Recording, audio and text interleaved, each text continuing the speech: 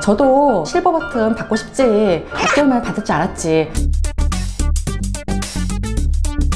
안녕하세요, 닥터 전미경입니다. 오늘은 제가 어떻게 점집이나 타로나 사주팔자 등에서 인간의 과거를 알아맞히고 미래에 대해 예견을 하는지 알려드리려고 합니다. 이 영상을 끝까지 보시면 우리가 그동안 점집을 찾아다니면서 했던 수많은 행위들이 얼마나 부질없나를 느끼게 되실 거라 생각합니다. 자, 그러면 우리가 점집을 왜 가는지 고민해 볼게요. 우리가 점집에 가는 이유는 크게 4가지 영역입니다. 첫째, 인간관계. 둘째, 돈, 경제라든가 사업하고도 관련되어 있습니다. 셋째, 나의 목표, 미래, 이런 거겠죠. 네 번째, 건강입니다.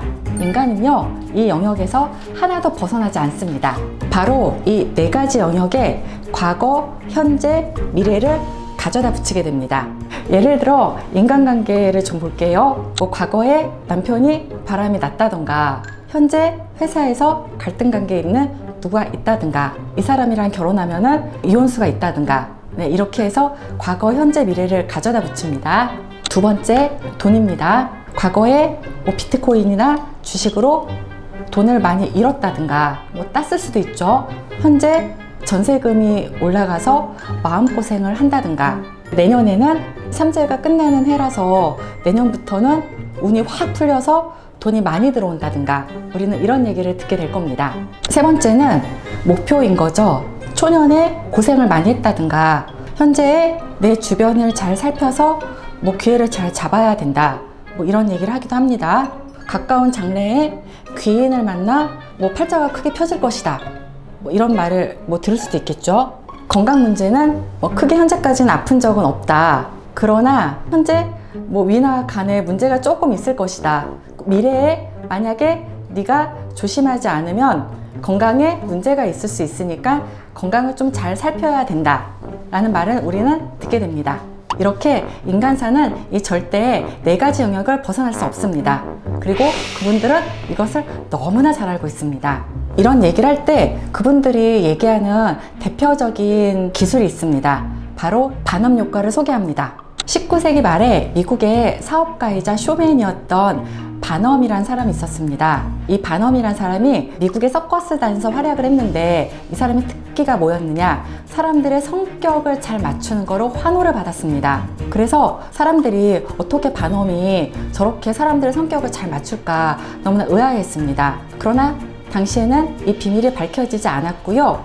100년이나 지난 후에 이 비밀이 밝혀졌습니다. 심리학자 포럼이라는 사람이 반업 효과의 비밀을 밝혀냈고요. 반업 효과라고 명명을 했습니다. 자, 반업 효과가 뭐냐? 쉽게 설명드릴게요. 애매모호해서 누구에게나 맞아 떨어지는 말을 구사하는 것을 얘기합니다. 자, 예를 들어 드릴게요. 당신은 자신에게 비판적인 경향이 있다. 다른 사람에게 지나치게 솔직한 것은 현명하지 않다고 생각한다. 당신이 목표를 하는 것 중 일부는 현실성이 떨어진다. 그쵸, 저도 실버 버튼 받고 싶지 6개월만에 받을 줄 알았지. 이런 게 바로 현실성이 떨어진다는 얘기를 하는 겁니다. 당신은 장점으로 살리지 못한 능력을 가지고 있다. 당신은 때때로 옳은 결정을 했는지 심각하게 고민을 한다. 어때요? 제가 몇 개 예를 들어 들었는데 다 내 얘기 같지 않으세요? 일단 저는 다 제 얘기 같아요. 그런데 그 심리학자들이 성격 연구에 대한 MBTI나 애니어그램을 개발할 때는 바로 이 반엄 효과를 없애기 위해서 문항을 설정을 할 때 신중한 고려를 합니다. 하지만 이분들은 이거를 적극적으로 사용을 합니다. 그리고 이분들이 사용하는 화법 3가지를 소개합니다. 1번, 서틀 네거티브입니다. 서틀, 영어로 해석하면 교묘한 이라는 뜻이 있습니다.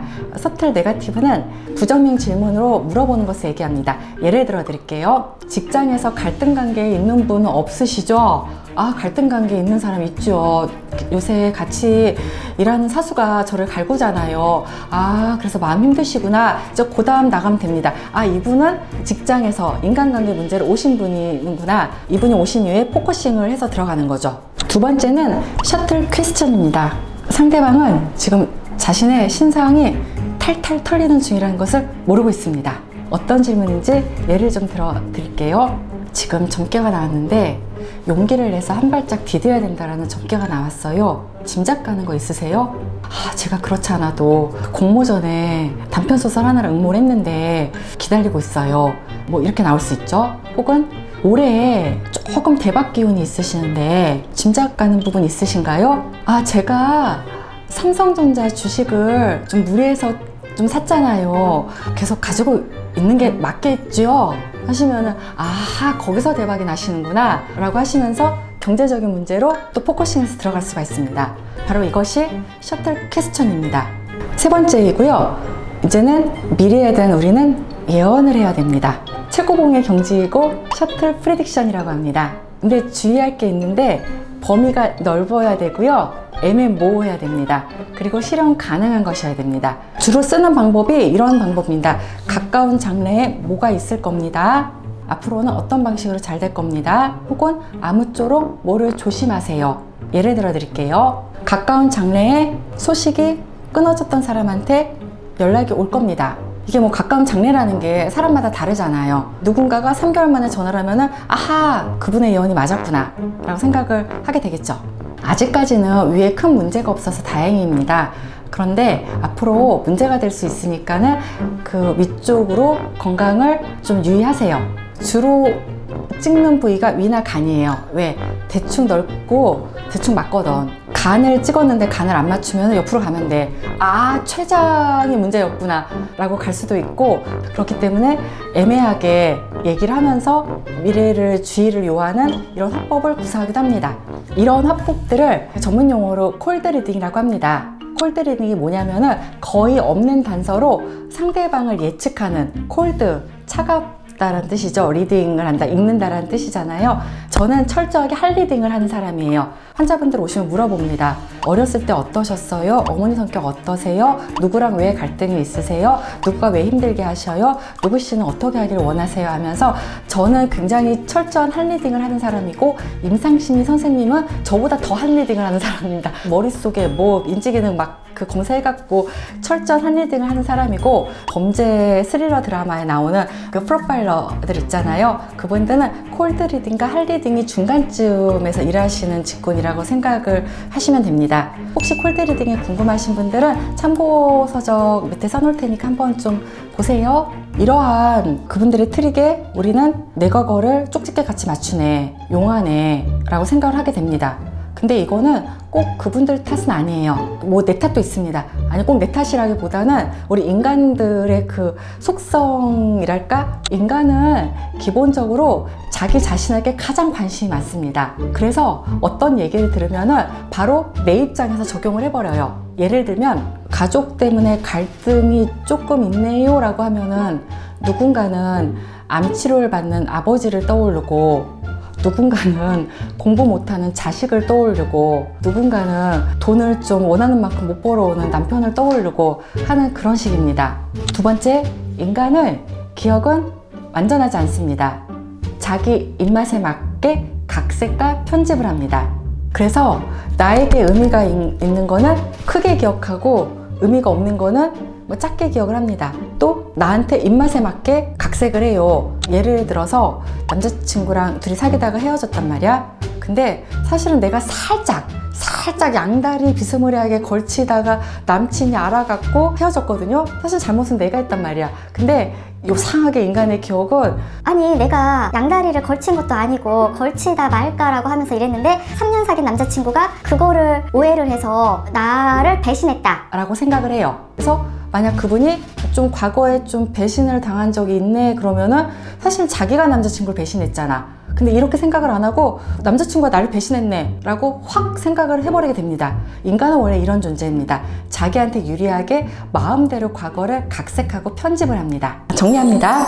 자, 우리가 점집에 가서 들을 수 있는 영역은 4가지입니다. 첫 번째 인간관계, 두 번째 돈, 세 번째 목표, 네 번째 건강입니다. 이것들을 반업 효과를 통해서 애매모호하고 범위가 넓게 적용될 수 있게 듣습니다. 그러니까 빗나가는 경우가 거의 없게 됩니다. 그리고 그분들이 사용하는 화법이 있어요. 서틀 네거티브, 서틀 퀘스천, 서틀 프리딕션 을 통해서 우리는 혹하게 돼요. 거기에다가 인간은 정말 자기 중심적인 존재거든요. 어떤 얘기를 드리면은 나랑 연관을 지어서 생각하는 경향이 있어요. 그리고 인간의 기억은 완전하지 않아서 선택하고 왜곡을 하는 존재이기도 해요. 그래서 점이라든가 사주라든가 타로라는 걸 듣게 되면은 아, 정말 쪽집게구나, 맞구나 라는 자기 암시에 걸리게 되는 경우가 많아요.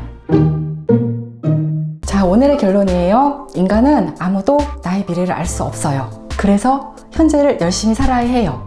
내가 열심히 사는 현재는 과거에서 봤을 땐 미래가 되고요. 미래에서 봤을 때는 과거가 돼요. 오늘의 결론입니다. 라이브 투데이. 현재를 살아라 입니다. 이상 닥전TV였습니다. 구독, 좋아요, 알람 설정 부탁드릴게요.